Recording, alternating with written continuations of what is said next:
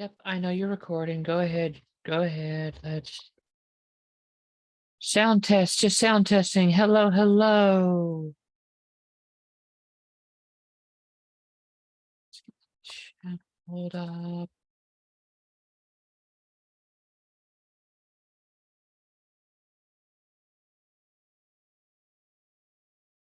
Okay, so getting everything doing. Okay, let's make sure everything is working.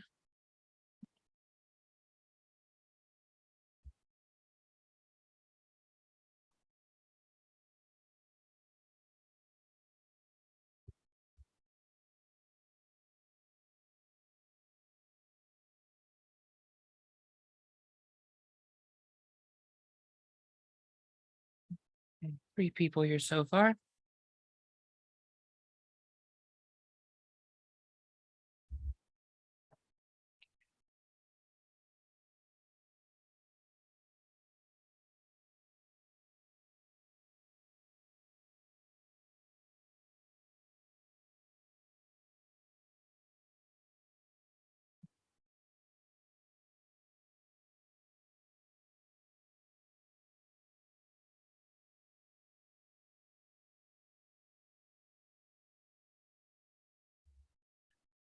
So how's everybody doing this afternoon?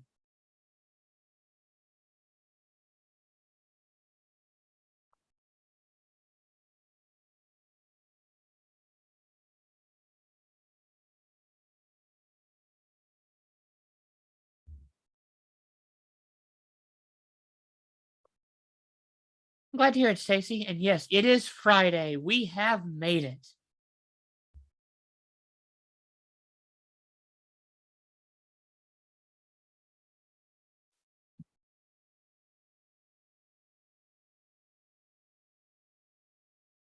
So, yep, it is the weekend. We're about to start the weekend, so we can relax at the end of the day. And that will be something we'll be talking about during this webinar. So let me pull up. Let me get the chat ready and pop that in the corner.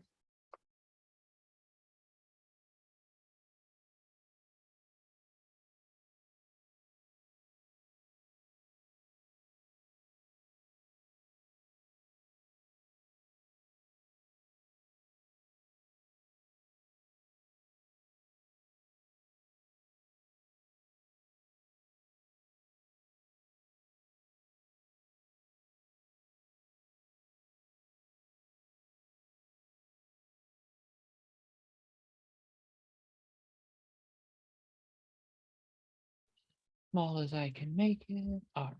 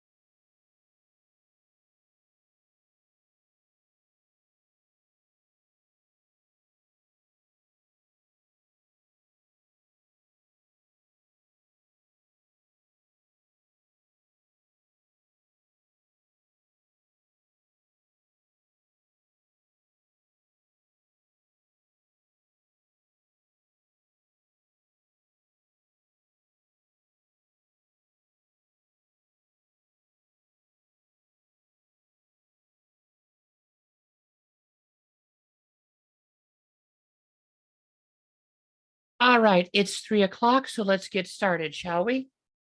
Welcome to the Surviving Your Dissertation webinar hosted by Statistics Solutions. I'm Dr. Joanna Broussard. I'm a qualitative consultant with the company, and we're going to talk about some general things you can do to make sure that your dissertation experience is survivable. So let's talk about what we're going to talk about in this webinar. We've got quite a few things to talk about, so this will be general and brief. I've got the chat bubble up in the bottom corner, so if you have any questions and you want to make sure that I can see them quickly, pop them in chat. Otherwise, you can use the Q&A feature. I will endeavor to answer the questions as they come in. So when you receive a copy of the recording of this webinar, the questions and the answers will be aligned with the topics.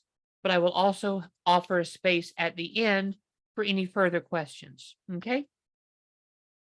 So in this webinar, we're going to talk about choosing a topic, what's to study, knowing what's required of you, a little bit about time management, staying focused, working with your chair, perseverance and process, managing stress, and we're going to give you some pro tips at the end, okay? So let's talk about choosing a topic. So the first thing people often think about is, well, what am I going to study? What is my dissertation going to be about? And one question people often think about is, should I choose something that I'm interested in? And you know, that's always a good place to start, because if you choose something you're interested in, you're more than likely to be excited about doing the research, the data collection, the analysis, and it will help with the motivation to continue and complete the dissertation process. Some people choose something that's trendy, and sometimes they succeed, but sometimes they get bored or they get burnt out. Some people choose something that seems like it's going to be a big deal, and then something happens. So be careful when you choose a topic. Consider your interests, but also consider what's going on in the field at present. What are some questions that are being talked about? What are some things that need to be brought up? What are some directions other studies have said their work could be taken in? These are things you really need to think about as you choose a topic. And then start searching for and thinking about a research problem. Topics can be pretty broad. I want to study 7th century Germanic poetry. Well, there's a lot of things you could do, because that could include lyric poetry, that could include narrative poetry, that could include magical incantation and chant poetry. Germanic poetry could focus on continental Germania from the Roman Empire.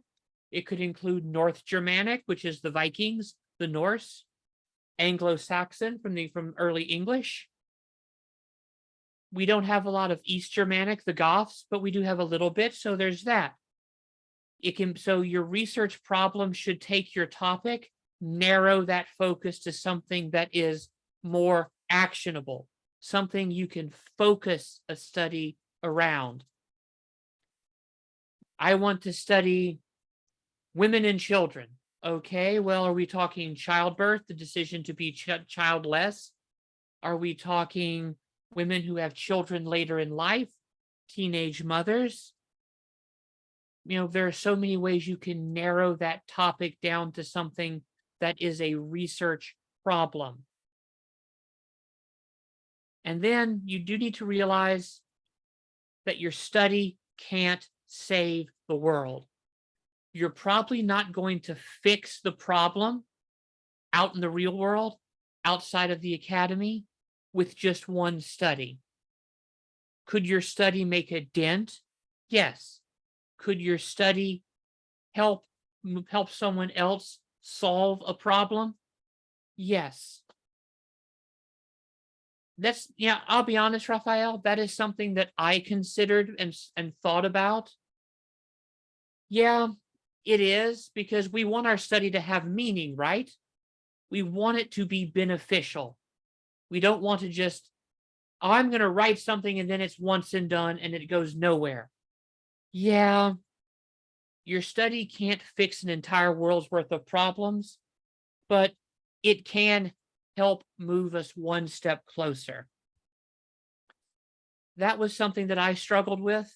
For those who don't know, most of you probably don't. My dissertation studied the impact of political, professional, and popular discourses surrounding military warrior heroism and how those discourses impacted the likelihood of United States soldiers seeking treatment for post-traumatic stress disorder and suicidal ideation. Still haven't fixed the problem, but I have been able to present findings to the VA, to Congress, and to other groups that hopefully will eventually move us closer to, and with the US government, we're hoping to move closer to taking action, but that's going to be another probably 20 years with the way the government moves. But you want to move closer. I'm always reminded of the dark satirical movie Death to Smoochie, where the titular character Smoochie, who is a children's TV costume mascot similar to Barney, always says, you can't change the world, but you can make a dent. You're probably not going to be able to solve a big world problem, but maybe you can solve that problem for one person. Maybe your study solves another scholar's problem with their own work that moves us one step closer. Don't think about trying to do too much. You want something that you can do. And the more you think about trying to fix the world, the more overwhelmed you're probably going to become. I'm glad you needed this, because being overwhelmed makes it less likely you're going to finish. And so with your topic in hand, let's talk, what is a study? A study is a focused, detailed investigation and analysis of a subject, a situation, a phenomenon, or anything else that we can think about. It's big, it's broad. You're going to be doing a lot of work. It's not a research paper, and it's not in the strictest sense an argumentative paper. What we mean when we say that it's not a research or an argumentative paper is that if you think about when you're writing an argumentative essay or when you're writing a research paper for a class, you can write that paper on, by just looking at other literature. You can write that paper, I found this, I want to talk about maybe the color symbolism in Wuthering Heights. And you'll be looking at Wuthering Heights, you'll be investigating that subject, but you will be relying primarily on the work of other people to support your claim. An argumentative essay, you are primarily relying on other people to provide the bulk of the evidence for why we should listen to your argument. You will be doing research in your dissertation, in your study. You will be doing a lot of research.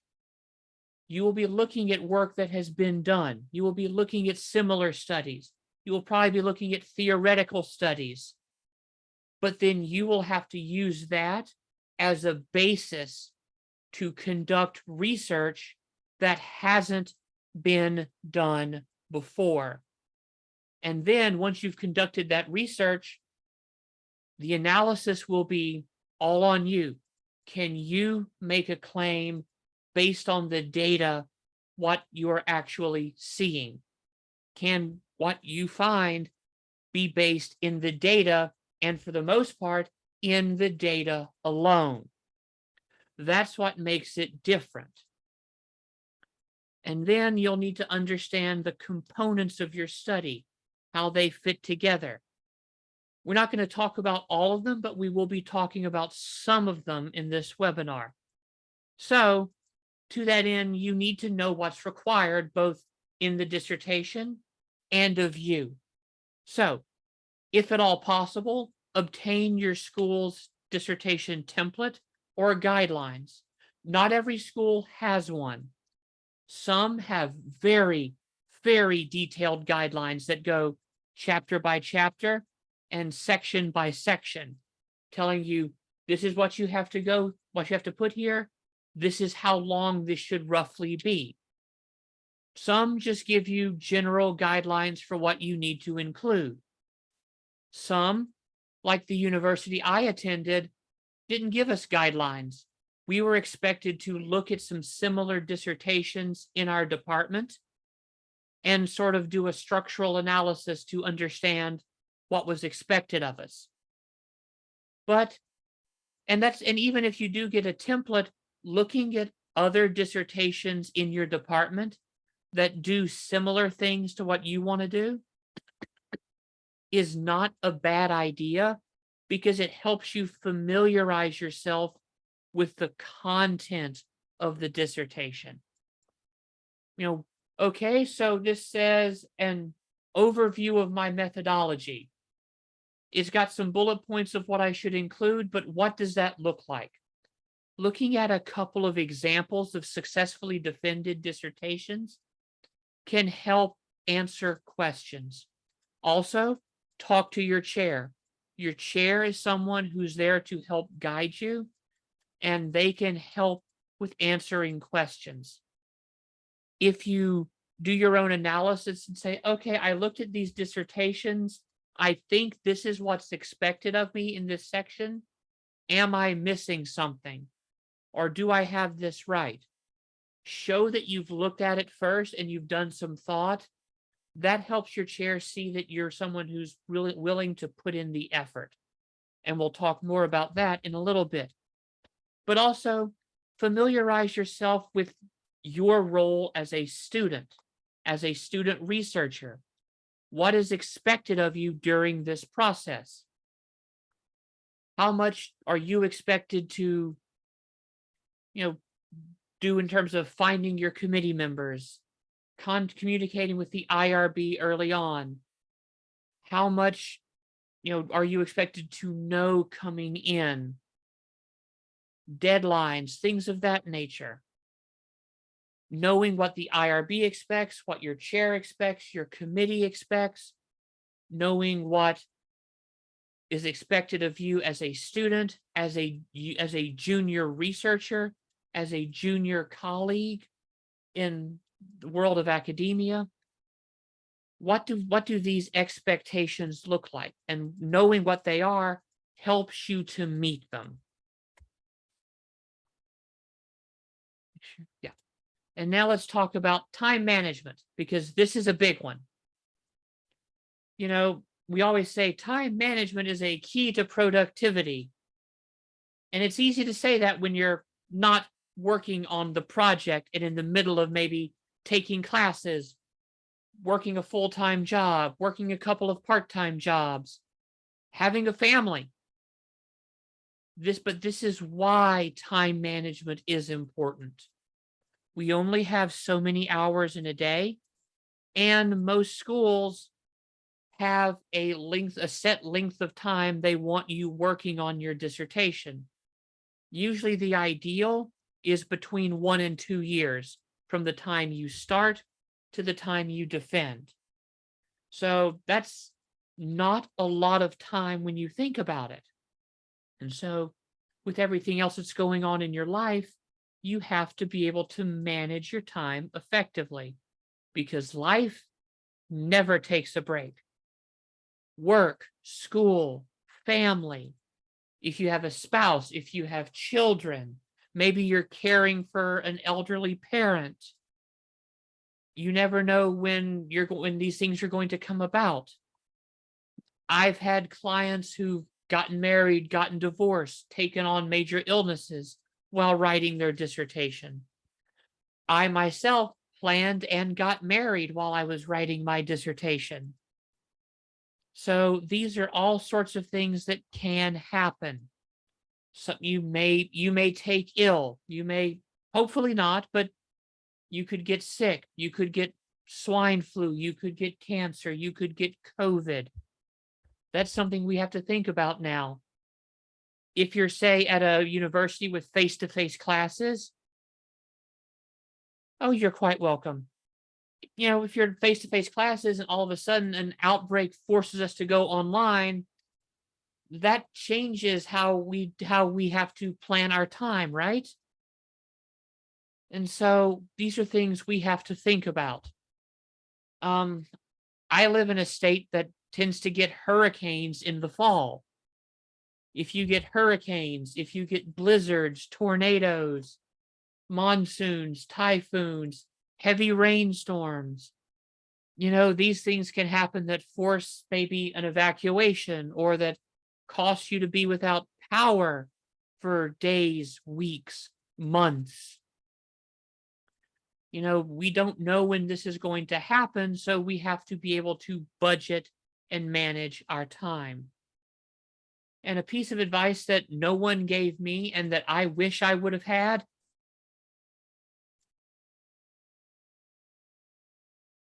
we'll talk about that in a second. Just give me a second to finish this. Schedule work times. Scheduling work time is something that we really should be thinking about as graduate students writing our dissertation. It's easy to let it consume us, to burden ourselves, and to think about it and work on it all our free time. If we're awake, we should be working. If you're doing any type of writing, academic, professional, creative, you've probably heard that, right? You should always be writing. You should always be working. That leads to burnout. That can lead to writer's block.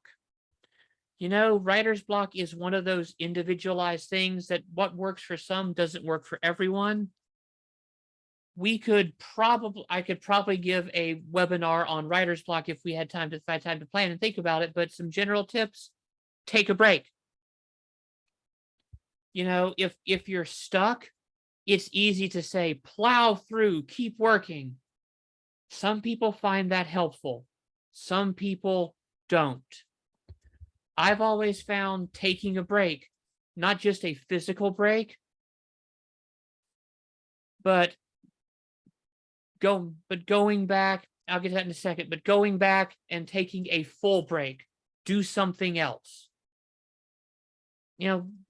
Like at Angela, as I was saying, what no one ever told me was schedule work times. Set deadlines for yourself. Maybe you work, I don't know what your schedule is, but I was teaching. I was a teaching assistant when I was working on my dissertation. So I had 2 classes I was teaching, and I had 4 office hours I had to maintain each week. So that's what it comes down to. You have to think about your schedule. Had I been told to schedule work times and not be that person who works on it all the time, a 40-hour work week is enough, and it is at most what anyone should be expected. If you're working full-time or working a couple of jobs, you can't always have that luxury. I realize that. But schedule time. Maybe you can only work 2 to 3 hours per night. But say, I'm going to work from this time until this time. At this time, I'm going to stop. I'm going to take a break. I'm going to do something else. Maybe you take a full day off over the weekend and just don't work on it. Don't think about it. You can laugh. It's easier said than done, correct? But we really do need to set work times, have a routine. A routine helps us build momentum It helps us know when we've accomplished something, and it helps us keep ourselves going. It gives us breaks. Okay? And that's something that I've always found when you have writer's block. For me, take a break. Go and do something else to occupy your mind. Honestly, the best thing for me was always playing some sort of repetitive video game. Stardew Valley. I would do my daily quests in World of Warcraft.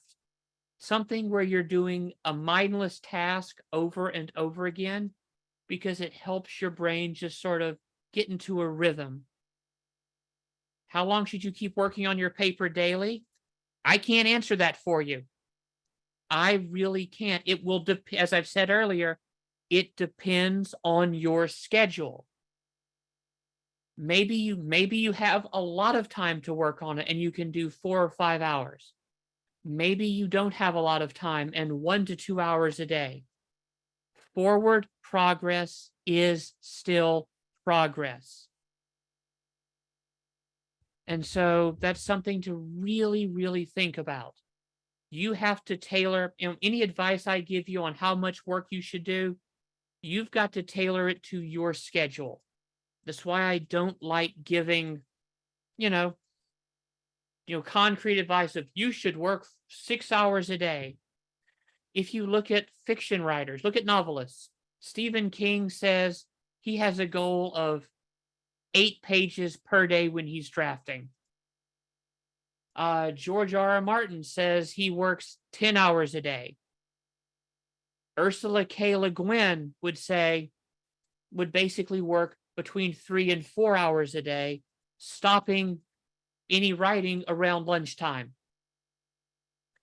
That really is, and yeah, I'm trying to see who's saying this. Yeah, Kathleen, mindless video game. That's something that helps, especially when you're brain dead after working as a nurse. And a lot of this is going to be personal, and you have to think about what helps you, what relaxes, what gets you out of a frustrated headspace. And to an extent, I know it's, we say build a routine, because then after 2 weeks of doing the same thing, it becomes a habit. That's true for some people. Research has shown that people who are neurodivergent, those who have ADHD and are on the autistic spectrum, their brains do not always build a pattern and a habit after weeks or even months of practice. And so that requires specialized handling that's different. And even among those with neurodivergencies, what works for some doesn't work for all. It can be extremely frustrating. And so with that, let's talk about some other forms of advice about staying focused. Avoid topic drift. It's really easy to start working on a topic and see how it connects to this topic and this topic and this topic and this topic and this topic, and want to include and talk about all of them, because you want to make sure that you talk about everything, right? I've got to know everything. No, you don't. One, no one can know everything about a given topic. Two, your study has limits and it has delimitations. And I was dealing with a client this afternoon who wanted to keep adding things to her topic and talk about this and talk about this. And things started to drift.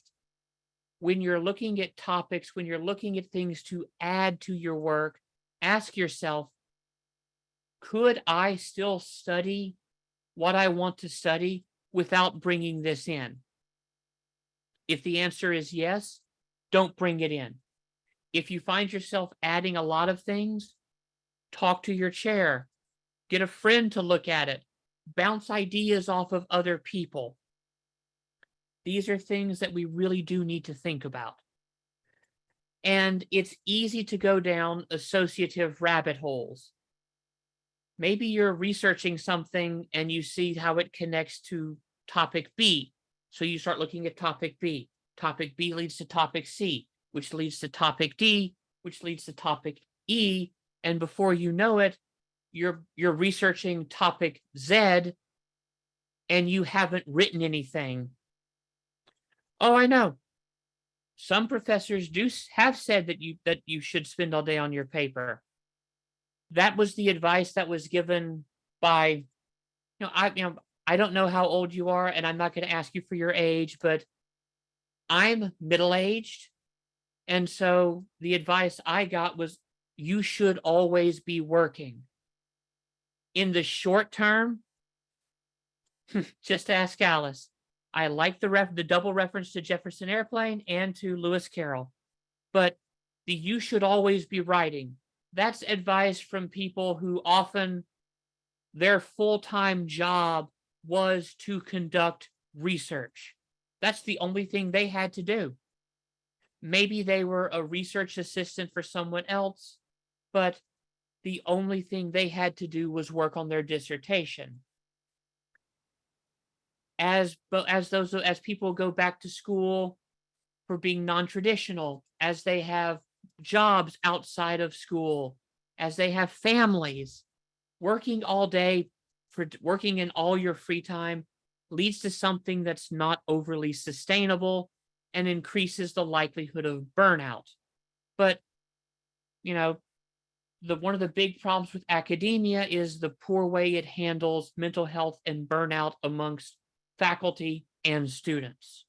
And so that's why the advice I want to give you is take breaks, rest, give your brain a chance to wind down at the end of a work session before you go to bed, before you do something else. These are things that will help you continue to feel motivated to work and to be hopefully happy about the work you're doing. And so as you want to stay focused, you need to think about the research problem, the research questions, and the purpose of your study. This is the spine. Everything else needs to connect to it. The problem, what are you investigating? The questions, the specific things you seek to learn, and the purpose. Why are you doing this? So these are things that we have to think about, and they help us stay focused. And it's easy to talk about focus in terms of just focusing on your topic, but let's face it, it's easy to get off topic. It's easy to move around. It's easy to get burnt out. And so and we need to think about focus and alignment as well in terms of that. And one person who should be able to help us is our chair. So let's talk about how to work productively with our chair. First, be professional. This is, after all, a professional relationship. It should be a mentor-mentee relationship. This is someone with whom you could have a professional relationship, maybe even a friendship that lasts for decades after you finish. And if you're going to stay in academia, you need to recognize that a lot of fields are really small. And so if you get the reputation of being unprofessional, it can come back to bite you. Be respectful. This is your mentor. They're not perfect. You don't have to always bow down to their decisions. You can ask questions. You can have a difference of opinion. Sometimes chairs make mistakes, and it's important to recognize that. But be respectful. Consider, also be respectful of their time. If you email someone at 10:47 p.m., and when I was a professor, I would have students who would email me at 10:47 or 11:30 at night and be surprised I didn't respond until the next day. Does respect work both ways? Yes, but you can only control your end of the street and the relationship. So be respectful of their time. Be respectful of them as you talk to them. Email can be hard to get intent and read nonverbal, so be careful as you send emails. Be consistent. Try your best to meet deadlines. If you know you're not going to meet a deadline, as soon as you know, send them an email saying, hey, we had a deadline for February 23rd. I don't think I'm going to make it for the following reasons, but I'm going to try to get this to you by February the 25th. Is that okay? Show up for meetings at the scheduled time. If you know you're going to be late and it's safe for you to say, hey, I'm running late, send them an email. If you know you're not going to make a meeting, let them know ahead of time. Consistency. Be consistent in the quality of the work you turn in. These are all things that help that relationship become productive. And now let's talk about perseverance. This is a long task. The dissertation is a recursive process. Let's see what we have here.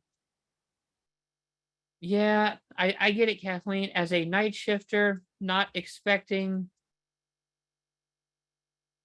people to send, emails.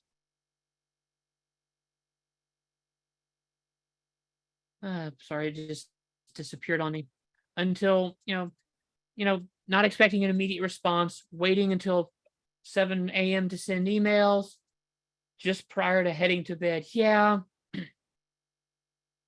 it is one of those things because they need to know your schedule. You need to know their schedule because these are things that can help mitigate hurt feelings and upsetness. But understand the process. This is recursive. It's not, I turn it in, I move on to next. I turn in, I move on to next. You will be rewriting, editing, you'll be getting feedback on your submissions, and you'll be expected to revise and resubmit to your chair, to your committee, and then finally to the graduate school editor. So this will be a write, submit, receive feedback, revise, submit, receive feedback.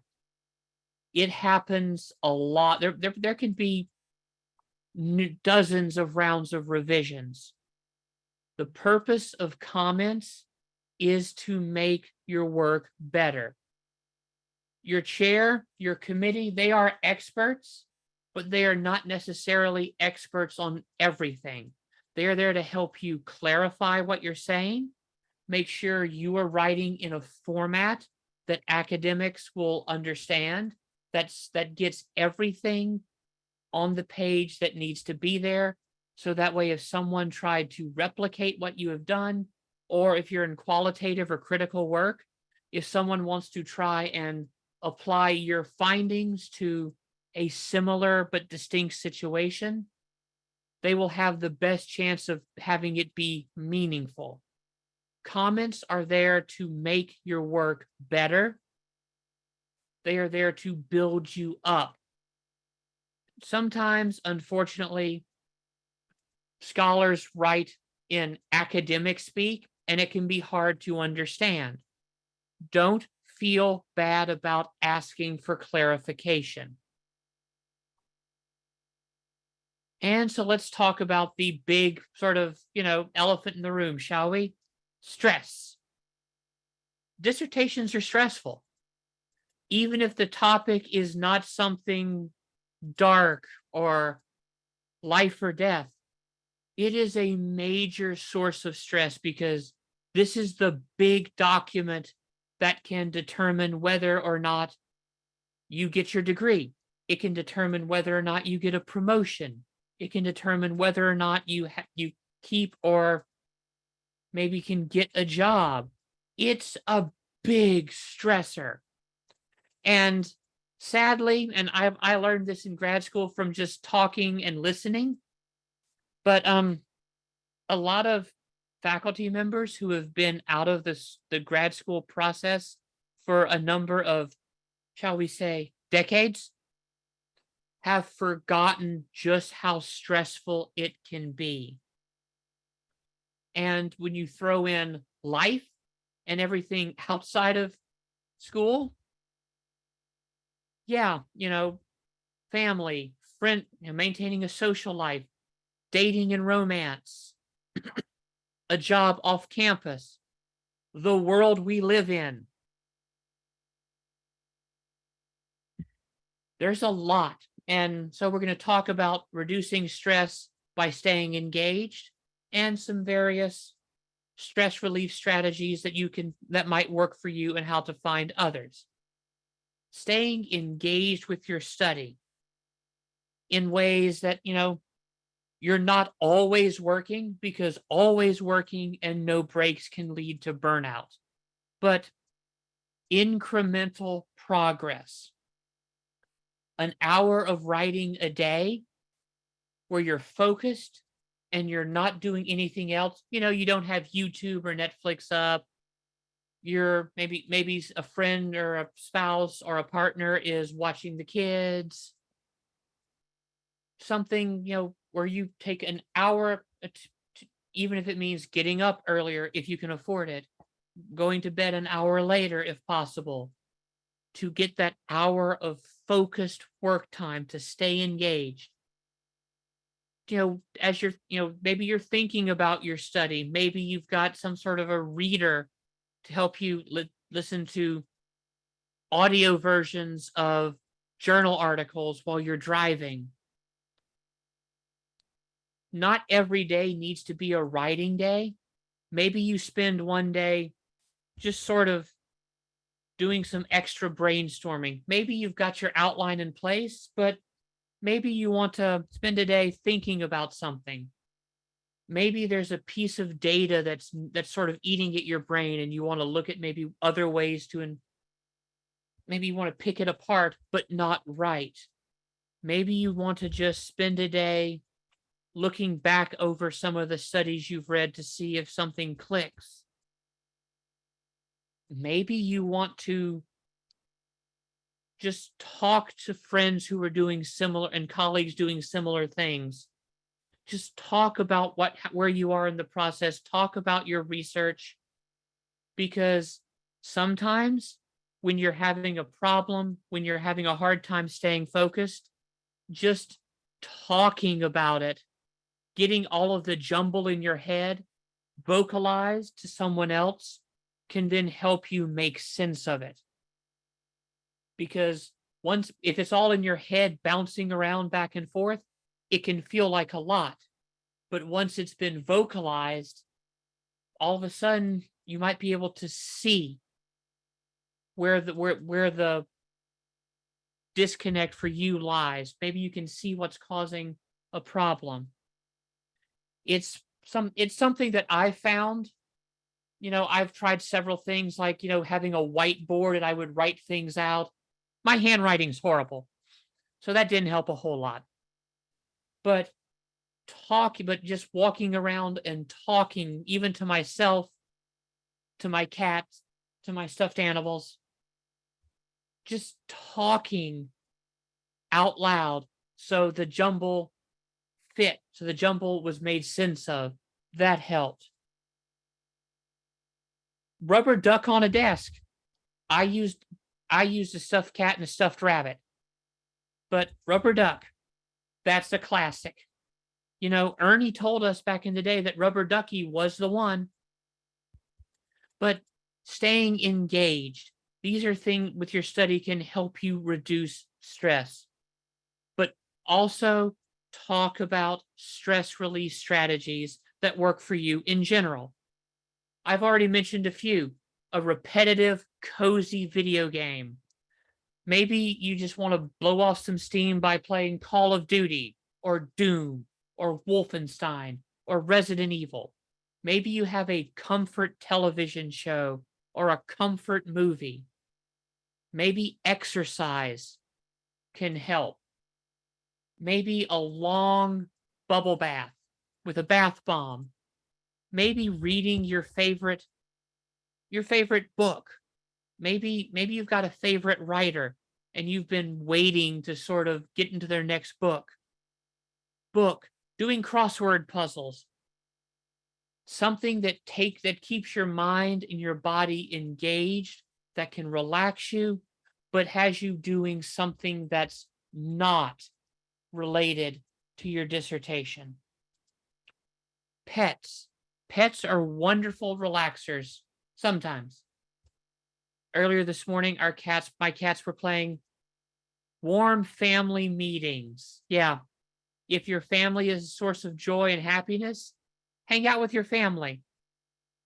For me, having oatmeal, my family lives nowhere near me, so I couldn't do that. But cooking some of the favorite things that my Oma would make for me when I was a child. These are, things that remind you of happiness, things that bring you happiness. I'm glad you came. Joyful reading.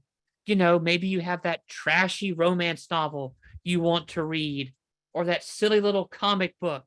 They're not silly. If you enjoy them, they're awesome. But maybe you just have, maybe it's something that you've been thinking about. Self-talk, and, let's be, contemplation, meditation. And I'm not going to forget this, seeing a counselor or a therapist if you can afford it. There are so many ways you can relieve stress. I can't list them all in this time period, but you've got to think about things that work for you. Some people like physical activity. Some people like calming, relaxation-based activities. Some people like to be social. Some people like to just chill by themselves. Make sure what you do is healthy, because you don't want a stress relief strategy that could turn into a problem later on.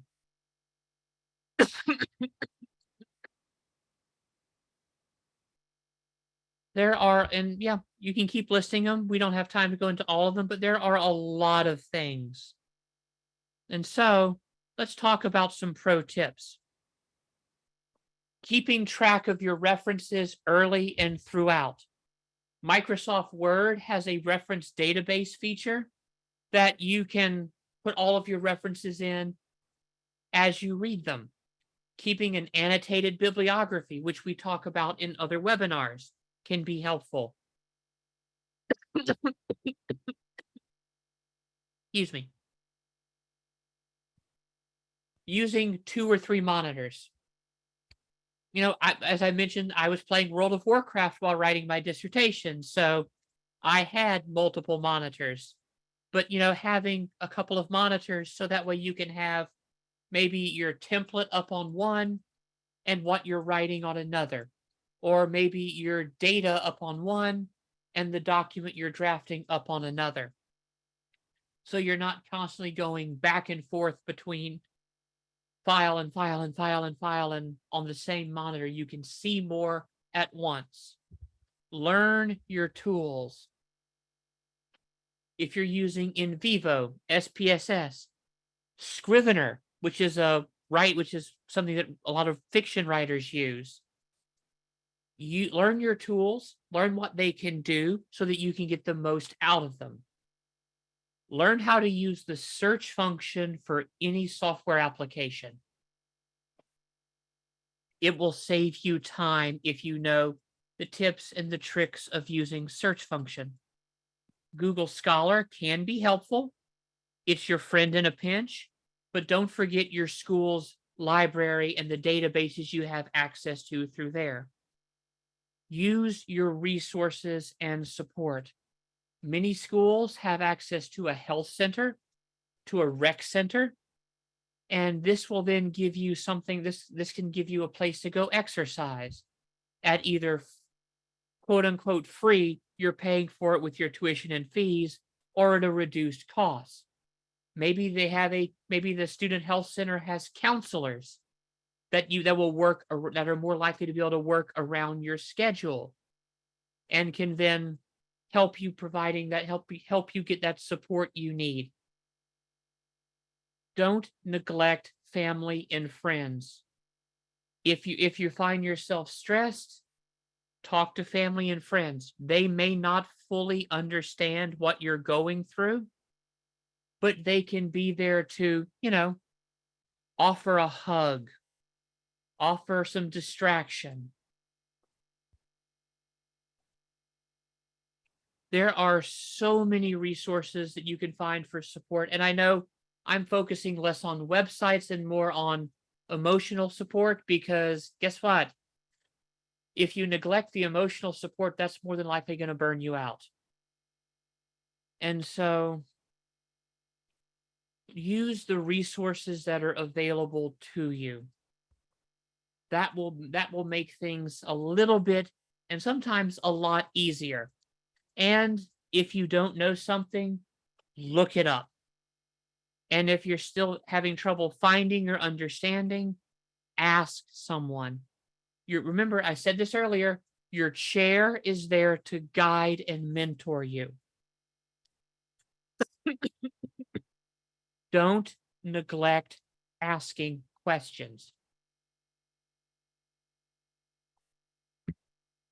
And when you ask, just like with searching for things on the internet, searching for things in journals,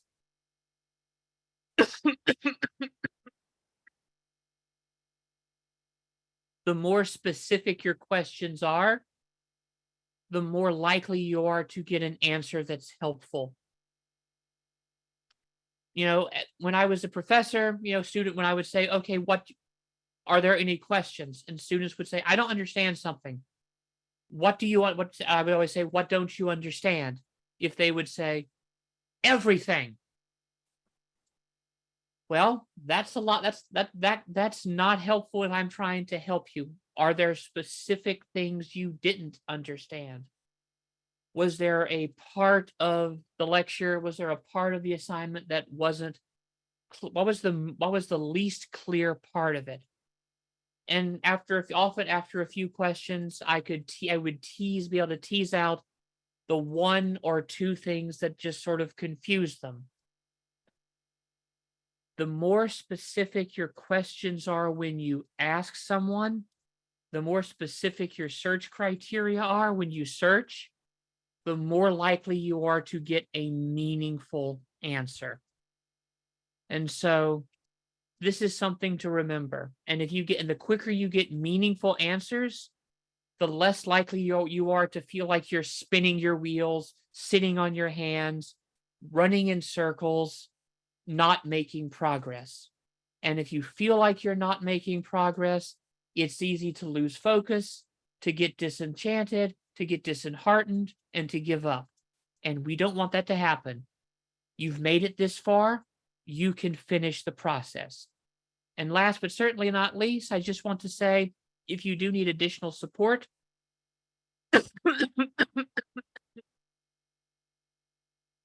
we are a full-service dissertation consulting company that prides itself on helping give students timely editorial support for their dissertation and other scholarly projects. We do offer service from concept through defense and beyond, including help with journal article writing. For information about our services in more detail, you can receive a complimentary 30-minute consultation available Monday through Friday, 9 a.m. to 5 p.m. Eastern Time, United States. Please contact Janine Glaze, and this is her email, janine@statisticsolutions.com. Okay, I see a hand that's been raised. I see a raised hand. Is there anything that I've missed? Because we do have a few minutes left for questions. If anyone has any final questions.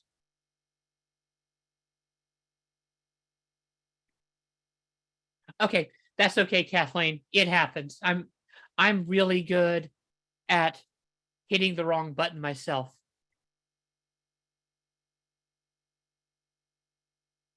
I I don't know the exact time frame, but you will be receiving a copy of the recording, I do believe. Is that correct, Sierra?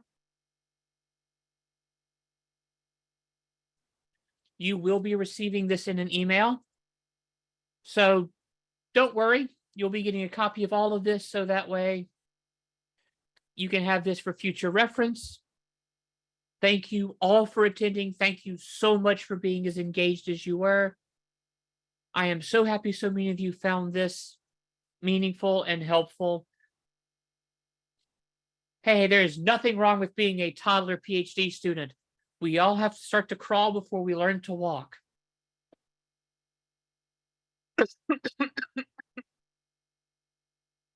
And again, if there are no other questions, you are all welcome.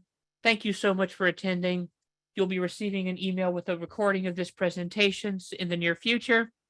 If you do need additional support, please reach out to us because we are more than happy to help you with your projects. I hope all of you have a lovely day. Have a lovely weekend. Wait, there was a question sent to me before the webinar. I didn't receive any questions. So if you send it, can you please tell it to me? Because I didn't receive it.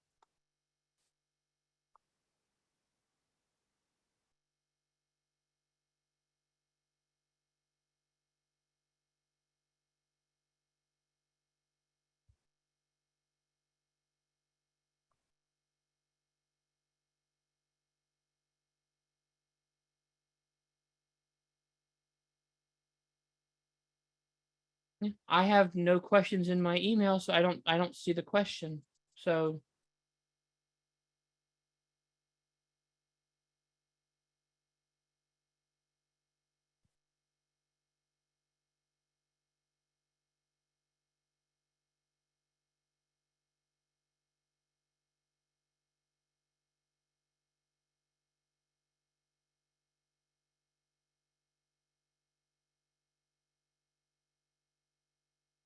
I'll give you a few minutes to type your question in because I'm not seeing it.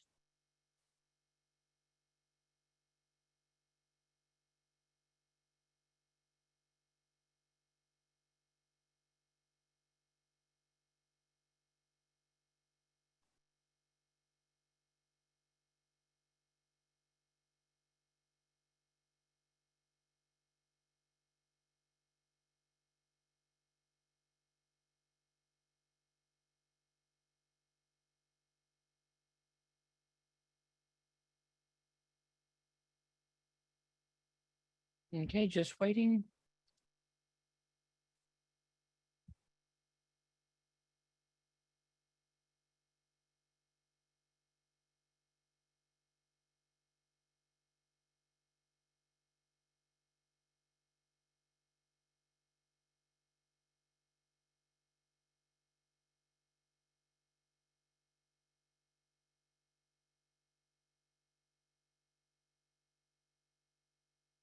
Okay, we can't. A lot of this is for different webinar. We have different webinars.